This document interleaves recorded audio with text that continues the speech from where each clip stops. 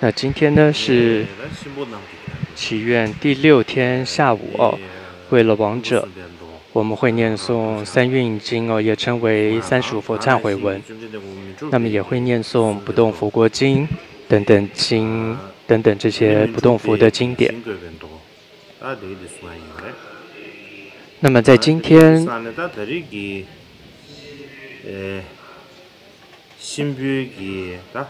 回向功德给这个亡者的一个仪式上，我想借由这个机会，要请各位一起齐心回向给几个人。首先，我们内然家族的轮珠先生，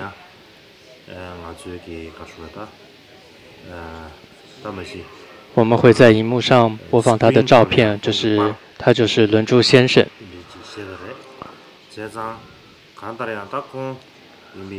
他是属于这个8棒智慧岭的一个同仁。他和他的双胞胎的一个兄弟叫做蒋彩，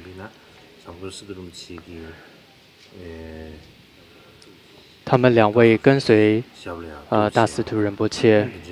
也承事这个大司徒仁波切。事实上，他们家族历代都跟8棒传承很有渊源的。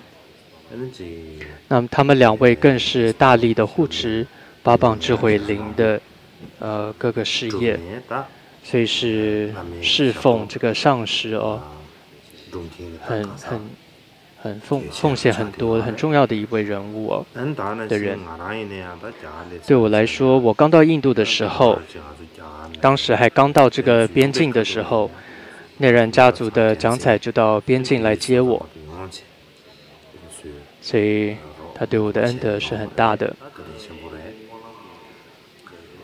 就祈愿法会的事业来说，他们2兄弟也是对祈愿法会有着很大的恩德，他们总是充满了热忱。尤其轮珠先生哦，在盛夏总是在最热的时候，没有任何一个人，就每个人都想要离开的时候，他却愿意留下来处理祈愿法会会场扩建啊，或者厨房的新建啊等等这些事情。所以最后轮珠先生他突然这个奏事的时候呢，他也其实当天都还在处理着祈愿法会的很多事情，因此他的突然逝世呢，我们都感到特别的难过。所以我想今天借这个机会，祈请这个皈依处，就是僧伽大众，还有今天的所有大家呢，为他回向。对我个人来说，他在我心目中真的是一个对于上师有着全然信心的人。只要上师说什么，他就一定全力达成，从来没有过任何的二心哦，或者是这种怀疑的心。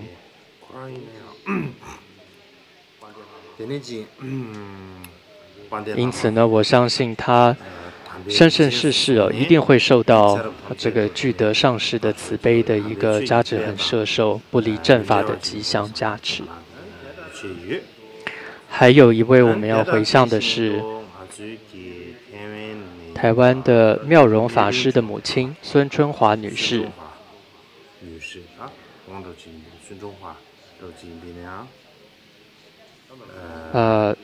她的名字我也太久没说了，都快忘了。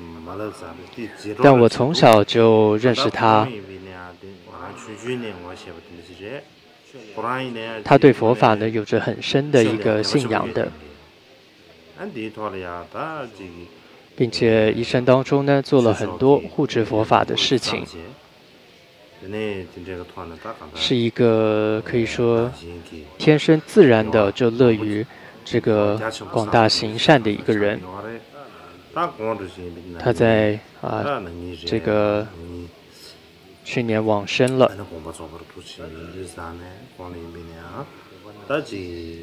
所以希望如同他的发愿投身极乐净土，能够受到阿弥陀佛等十方诸佛的一个慈悲加持。希望他未来呢能够再次为了众生的利益，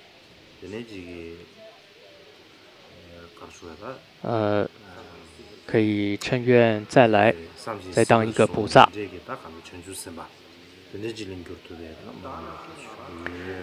还有呢，在我小的时候，就是还没有被认证为噶玛巴的时候，我们家隔壁呢住了一对这个相依为命的母女哦，母亲名为迦叶，女儿名为初嘎。他们两个人算是就是在家自修的这样的一个出家人哦。从小呢，他们就特别的照顾我，而且对我非常恭敬，对我非常有信心。由于对我太恭敬了，别人都不知道为什么要对我那么有信心，别人都不知道为什么哦。连我的家人都会说，那对母女好奇怪，为什么要对我这么恭敬呢？他们总是给我很好吃的食物，然后对我总是很有信心。所以我从小呢，只要有时间，我就很喜欢到他们家去这个吃吃喝喝。所以他们两位对我从小就很有恩德。那位母亲就是迦耶哦，她很早就往生了。女儿呢，初嘎呢，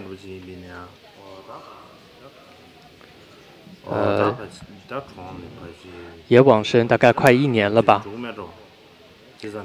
所以他们两位算是我生命当中关系最深的人，因为从小他们就照顾我。当然，成为噶玛巴之后呢，就遍满天地的人照顾我。但想想在那之前，真正对我最照顾的，大概就是他们母女二位了。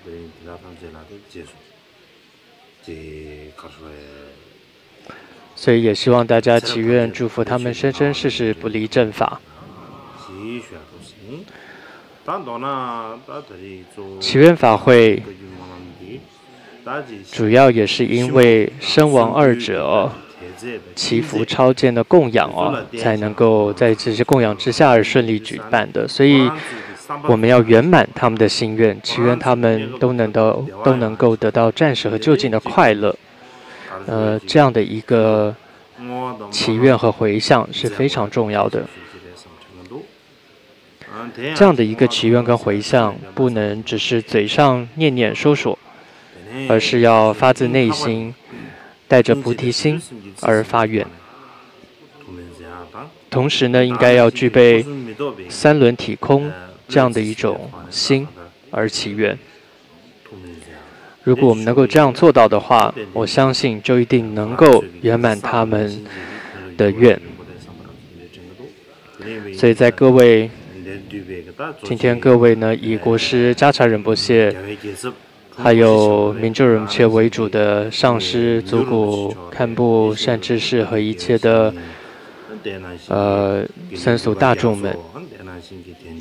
希望各位呢都能够齐心接下来我们一起发愿跟回向，祈愿一切和我们有缘的众生，以父母、老师等等为主的一切众生呢，我们发愿他们都能够远离这个中阴的各种恐惧，并且就近来说顺利证得遍智的佛果。谢谢大家。